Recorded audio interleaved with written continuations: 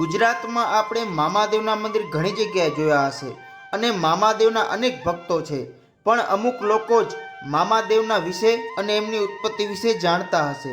આ વિડીયોના માધ્યમથી મામાદેવની ઉત્પત્તિ અને આ મંદિરમાં થતા ધાર્મિક કાર્યો અને અલગ અલગ વિષય પર થતા શૃંગાર વિશે જાણશું।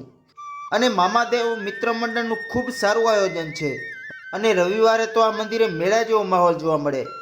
અનેક ભાવિક ભક્તો અને ભક્તો માટે પ્રસાદની વ્યવસ્થા, બાળકો માટે બાગ બગીચો અને એમાંય મામાદેવનું ધામ ખરેખર ખૂબ સરસ જગ્યા છે અને અહીંયાના સંચાલકો પોતાના કામ ધંધા મૂકીને મામાદેવની સેવામાં હાજર રહે છે, કારણ કે મામાદેવની કૃપા હોય તો જ આવા ધાર્મિક કાર્યો અને સેવા થઈ શકે। પ્રથમ આપણે ઇતિહાસ જાણીએ, પછી પરચા વિશે જાણશું। નમસ્કાર મિત્રો, જય માતાજી। વાગડ ધરામાં આપનું સ્વાગત છે। આજે અમે આવી ગયા છીએ મામાદેવના મંદિરે, જે ભચાઉમાં આવેલું છે અને આ મંદિરમાં કેદારનાથ થીમનું સરસ મજાનું આયોજન કરવામાં આવ્યું છે। અમુક કારણોસર જે ભક્તો કેદારનાથ ન જઈ શકતા હોય એ કારણથી આ જગ્યાએ કેદારનાથ થીમનું આયોજન કરવામાં આવ્યું છે। આપણી સાથે જોડાઈ ગયા છે મામાદેવ મિત્ર મંડળના સભ્યો, તો એમની પાસે થોડીક આ ઇતિહાસની માહિતી મેળવશું। પ્રથમ તો આપનું નામ જણાવો। મારું નામ જાડેજા દિગ્વિજયસિંહ સુરેન્દ્રસિંહ છે। હું ભચાઉ દરબારગઢ મધ્યે રહું છું અને અહીં મામાદેવ મિત્ર મંડળના સભ્ય તરીકે છેલ્લા 10 વર્ષથી કાર્યરત છું। અને વાત કરું હું મામાદેવના ઇતિહાસ વિશે, તો મામાદેવનો ઇતિહાસની તો શું વાત કરીએ, કારણ કે મામાદેવ એટલે કે કળિયુગના રાજા અને સાક્ષાત ભગવાન શિવજીએ પોતાની જટામાંથી પ્રગટ કરેલા દેવ છે અને આ ભચાઉની પાવનધરા ઉપર જાગતા દેવ છે, કારણ કે ભચાઉ વાસીઓ તો ખૂબ નસીબદાર છે કે આ ભચાઉની પાવનધરા ઉપર આ સાક્ષાત કળિયુગના રાજા મામા સરકાર અહીં કને બિરાજમાન છે અને સૌની રક્ષા કરે છે। અને મામાદેવના આ અહીં કને હજારો અસંખ્ય પરચાઓ છે, એટલે પરચાઓની તો શું વાત કરીએ, અમને તો દિવસ દરમિયાન અસંખ્ય પરચાઓ મળે છે આ મામાદેવના। હવે આ જે થીમ્સનું આયોજન કરવામાં આવ્યું છે એ માની લો કે દર રવિવારે કે કોઈ એવો શ્રાવણ મહિનો હોય કે ગમે એ તમારો જે પાટોત્સવ હોય એ રીતે આ કરવામાં આવે છે કે કઈ રીતે કરવામાં આવે આયોજન?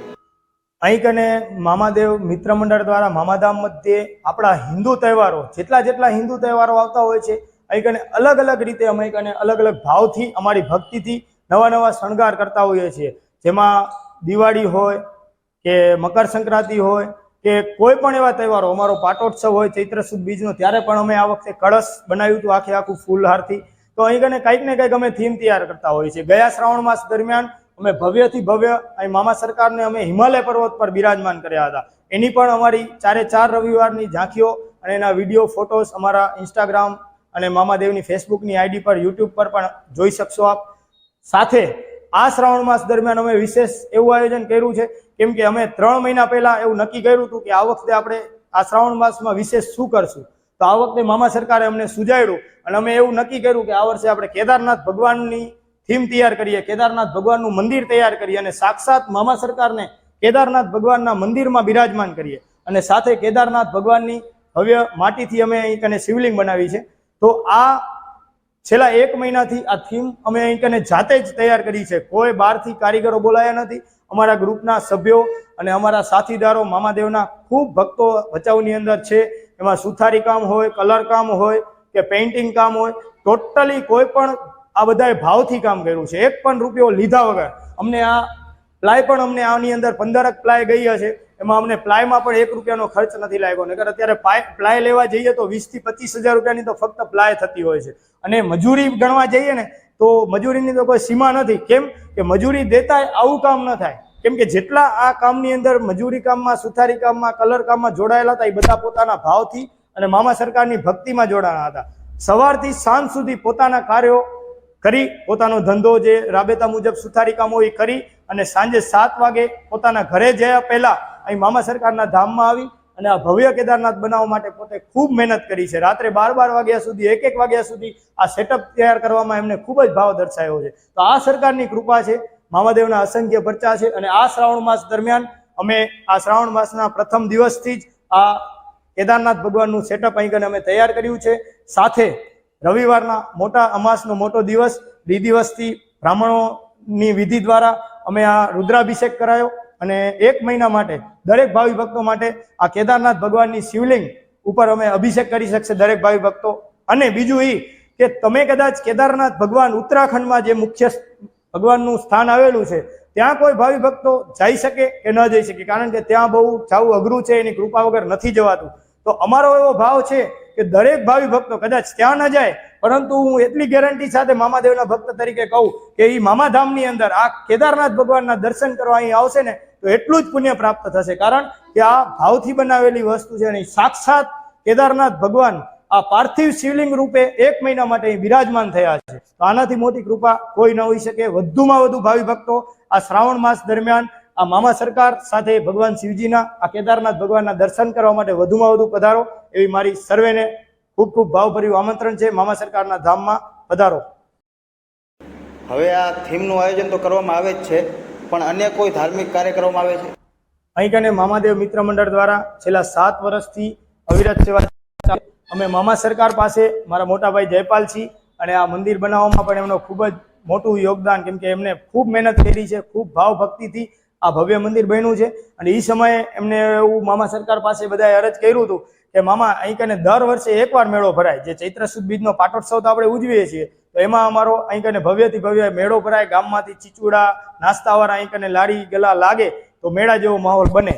પણ સરકારે તો અમે તો ખાલી નાની અરજ કરી, તો સરકારે એટલી કૃપા વરસાઈ કે વર્ષમાં એકવાર નહીં, મામા સરકાર કે તમને મહિનામાં 4 વાર મેળા ભરાવું, વર્ષમાં 48 વાર મેળા ભરાય એવી એમને કૃપા. વિશેષ અહીં કને દર રવિવારે 400 થી 500 બાળકો આવે છે, આ ભવ્ય બગીચામાં આનંદ લે છે, પ્રસાદનો આનંદ લે, અને મામા સરકારને અતિ પ્રિય છે બાળકો, એટલા માટે જ છેલ્લા 7 વર્ષથી આ સેવા ચાલુ છે. સાથે અમે જે દિવાળી હોય તો અમે કોઈ જરૂરિયાતમંદ લોકો હોય ને અમે કપડાનું વિતરણ કરતા હોઈએ છીએ, નવા કપડાં, શિયાળામાં ધાબળા વિતરણ થતું હોય છે. વિશેષ અહીં કને કોઈ સ્કૂલ હોય, સરકારી સ્કૂલોના બાળકોને અમે અહીં કને 1 દિવસ માટે પ્રવાસ કરાવીએ છીએ બપોર સુધી. એ બાળકો અહીં કને આનંદ કિલોલ કરે, મામાદેવના દર્શન કરે અને પ્રસાદી એમને બપોરે જમાડી અને વળી પાછા એમને ફરી સ્કૂલમાં મૂકી આવીએ છીએ. અને આવા તો વિશેષ કાર્યો અહીં કને થતા હોય છે. પ્રાચીન કાળની કથા અનુસાર શિવ પુરાણમાં દક્ષ પ્રજાપતિની પુત્રી સતીએ શિવજી સાથે લગ્ન કર્યા હતા, અને આ કારણે સતીના પિતાને ત્યાં યોજાયેલ યજ્ઞમાં સર્વે દેવોને આમંત્રણ હતું, પણ સતી અને શિવજીને ન હતું. અને શિવજીના કહેવા પ્રમાણે આમંત્રણ વગર ક્યાંય જવું નહીં, કેમ કે આમંત્રણ વગર જવાથી અપમાન નિશ્ચિત હોય છે. પણ માતા સતી ન માન્યા અને પોતાને ન બોલાવવાનો જવાબ મેળવવા પિતાને ત્યાં ગયા. યજ્ઞમાં આવ્યા ત્યારે પિતાએ શિવજી વિશે અપશબ્દ કહ્યા, અને આ સાંભળી માતા સતી યજ્ઞમાં જ પોતે હોમાઈ ગયા અને શિવજીને બધી જાણ થઈ. અને માતા સતીનો પાર્થિવ દેહ લઈ આકાશમાં પરિભ્રમણ કરે છે. ત્યારે ભગવાન વિષ્ણુના સુદર્શન ચક્રથી એમના સતીના 51 ભાગ થયા, અને પૃથ્વીલોક પર જ્યાં જ્યાં પડ્યા એને આપણે 51 શક્તિપીઠ તરીકે ઓળખીએ છીએ. સતીના બલિદાનથી ક્રોધિત શિવજી પોતાની જટાનો એક ભાગ તોડી નાખે છે અને એ પૃથ્વી પર પડે છે. એમાંથી વીરભદ્ર નામના એક દેવ ઉત્પન્ન થયા અને દક્ષ પ્રજાપતિનું માથું ધડથી અલગ કરી નાખે છે. ત્યારે પોતાની ઉત્પત્તિનું કારણ જાણવા શિવજી પાસે ગયા. ત્યારે શિવજી કહે છે કે તમે જગતની રક્ષા કરો અને આંબલીના વૃક્ષમાં તમારો વાસ હશે અને મામાદેવ તરીકે તમે ઓળખાશો. મિત્રો, આંબલીવાળા મામા જે કહેવાય એના વિશે થોડીક માહિતી મેળવશું. બાપુ, પ્રથમ તો આપનું નામ જણાવો. મારું નામ જયપાલસિંહ પી જાડેજા છે. મામાધામના અમે પ્રમુખ છીએ. જય મામાદેવ. મામાદેવનું મુખ્ય સ્થાન આંબલીસા છે. પ્રાચીન સ્થાન, પ્રમુખ સ્થાન મામાદેવનું કંપનીની અંદર છે. જ્યારે કંપની નથી ને ત્યારે પણ ભક્તો અહીંયા આવતા હતા, દર્શન કરતા હતા. પછી આ કંપની થઈ અને મામાદેવનું ભક્તો ઘણા અંદર આવતા હતા, તો કંપનીવાળાએ ના પાડી કે મામાદેવને બહાર બેસાડો, કે અંદર કોઈ પણ કાંઈ પણ તકલીફ થાય તો કોણ જવાબદાર. એના પછી આ કંપની બંધ થઈ ગઈ છે. મામાદેવનું બહાર મુખ્ય સ્થાન. ત્યારે નનકું મંદિર બનાવ્યું હતું. પછી 2014માં ભવ્ય મોટું મંદિર બનાવ્યું, એસી મંદિર. ત્યાં પછી ગાર્ડન બનાવ્યો. મામાદેવના આશીર્વાદ છે. એવા મામાદેવના અનેકો પ્રચાર છે. આપણે આવી ગયા છીએ મામાદેવના મુખ્ય સ્થાને, અને દિગ્વિજયસિંહને કહેશું કે થોડુંક મામાદેવ વિશે જણાવે. જય આંબલીવાળા મામાદેવ. આપણે જે આગળ વાત કરી એ મામાદેવનું બહારનું સ્થાન છે, પરંતુ મામા બંને જગ્યાએ એક જ છે. પરંતુ ઘણા ભક્તો અમને પૂછતા હોય છે કે આંબલીવાળા મામાદેવ છે, બહારના મંદિરે દર્શન કરતા હોય એટલે પૂછે કે ભાઈ આંબલીવાળા મામાદેવનું મંદિર તો છે, પણ અહીં કને આંબલી ક્યાં છે? એટલે અમારે એમને કેવું પડે. અમે ત્યાં બોર્ડ પણ મારેલું છે કે મામાદેવનું મુખ્ય પ્રમુખ સ્થાન આંબલી સાથેનું અંદર ફેક્ટરીમાં છે. એટલે દરેક ભક્તો અહીં પણ આવે છે, કારણ કે કોઈ પણ જગ્યા હોય ને એનું પ્રમુખ સ્થાન જે હોય ને એ જ મહત્વનું હોય છે, કેમ કે વાસ ભગવાનનો ત્યાં હોય છે. એટલે ત્યાં મામાદેવને બહાર લઈ આવવામાં આવ્યા હતા કારણોસર, કારણ કે મુખ્ય સ્થાન આંબલી સાથેનું અહીં અંદર ફેક્ટરીમાં છે, આપ સૌ નિહાળી રહ્યા છો. તો આ અહીં કને મામાદેવનો આંબલીમાં વાસ છે. ઘણા વર્ષોથી મામા સરકાર અહીં બિરાજમાન છે અને હજારો ભક્તોના કામ કરે છે. જે તે સમયે આ કંપની ધમધમતી હતી એ સમયે આ મામાદેવનું સ્થાન હતું. અહીંના જે નોકરિયાત કરતા હતા એ લોકોને પણ મામાદેવે ખૂબ પરચા આપ્યા છે. આપણે ખૂબ એ લોકો સાથે પણ વાત કરી છે. એમાંના એક અમારા લખમજીભાઈ છે, એ 1994ના એન્ડથી અહીં કને આ જોડાયેલા છે. અહીં કને તેઓ 2400 રૂપિયાના પગારથી આ કંપનીની અંદર નોકરીમાં લાગ્યા હતા અને એ સમયથી જ એવો અહીં કને આ મામાદેવથી પ્રચલિત જાણે છે કે મામાદેવનો ઇતિહાસ વિશે, એમના પરચા વિશે. કારણ કે અહીં એવી તકલીફ આવીને ઊભી રહી ગઈ હતી કે ઘણા ભક્તો અહીં કને દર્શન કરવા આવતા, એ લોકોને તકલીફ પડતી, કંપનીના અંદર અડચણરૂપ થયું. એટલે એ લોકોએ એવું કીધું ભાઈ તમે બારે મંદિર લઈ જાઓ જેથી કરીને અમને આ અગવડતા ન પડે. બસ પછી તો અહીં કનેથી અમારા મામાદેવના ભુવાશ્રી એ બધાએ રજા લીધી બાપાની અને વાંચતે ગાજતે મામાદેવનું મંદિર બારે બનાવ્યું. એટલે ત્યાં પણ સ્થાપના થઈ અને મેન તો મામાદેવ આંબલીમાં બિરાજમાન છે. અને અમારા લખમજીભાઈ અને મુકેશભાઈ છેલ્લા આજે 1994થી સેવા કરે છે. અહીં કને સિક્યુરિટી પોતે આ બધું એનું બધું કાંટા અને બધું સંભાળે છે.